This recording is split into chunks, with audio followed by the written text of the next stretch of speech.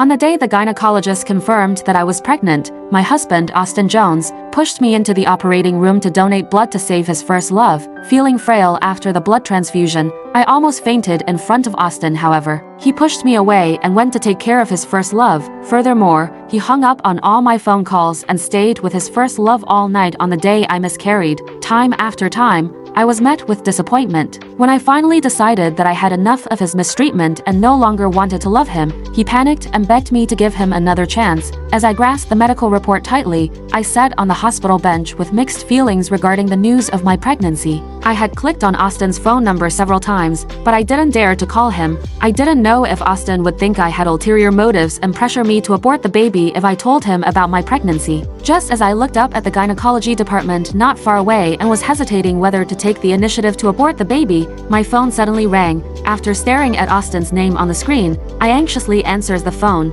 "Hi Austin, where are you?" Upon hearing his question, I clutched my phone and pursed my lips. Even though I wanted to lie to him, I was too cowardly to do it. "I'm at the hospital, Creegate General Hospital." "Yes, great. I want you to come to the second floor of the emergency department building now. I'll wait for you at the stairway on the second floor." Austin sounded anxious, and he hung up the phone after giving me instructions. I lowered my eyes and glanced at the medical report in my hand. Then, I carefully folded it up, put it in my bag, and ran toward the emergency department building on high heels. Once I arrived, I went up to the second floor. Sure enough, Austin stood at the stairway waiting for me. Truth be told, this seemed to be his first time being so punctual. In the past, he would always run extremely late when he said he would wait for me at a certain place. I recalled the longest he kept me waiting was during our movie date. As a matter of fact, he didn't show up even after the movie ended. Thus, I plucked up my courage to call him and ask him about his whereabouts. Yet he told me he was outside drinking with his friends and forgot he had a movie date with me. Since he always stood me up,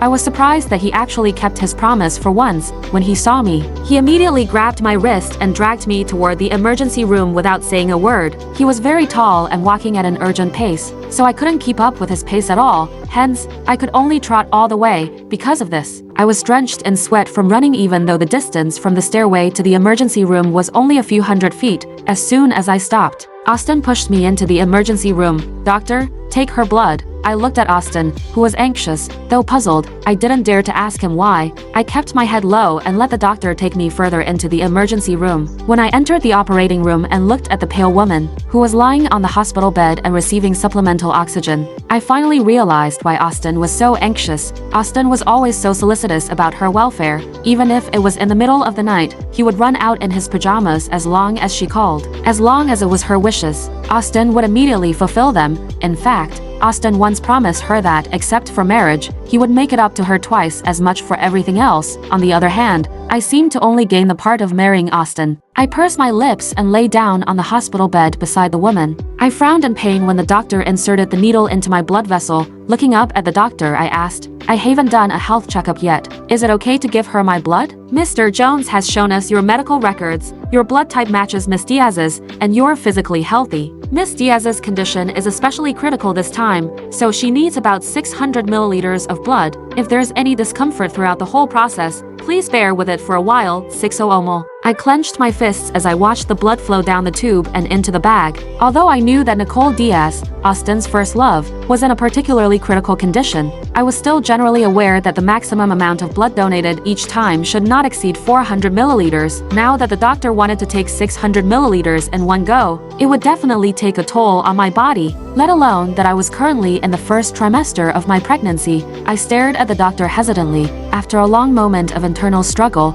I parted my lips and said, "Doctor, I thought we could only donate up to 400 milliliters of blood at a time. Isn't 600 milliliters a bit at once?" The doctor raised his hand, pushed up the glasses on his nose, and interjected, "Mr. Jones had instructed us to prioritize Miss Diaz's health, prioritize Nicole's health." I thought,